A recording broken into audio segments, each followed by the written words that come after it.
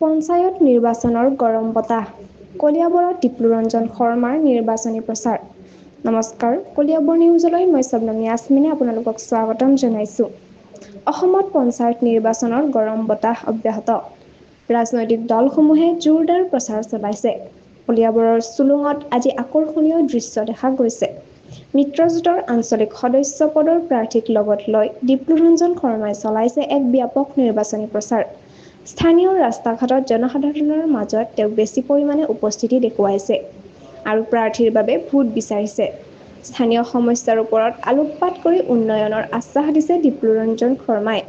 এই দৃশ্যই পঞ্চায়ত নিৰ্বাচনৰ উষ্মতা আৰু আগ্ৰহ স্পষ্ট কৰি তোলে। এইখিনি আছিল কলিয়াবৰৰ পৰা এক বিশেষ খবৰ।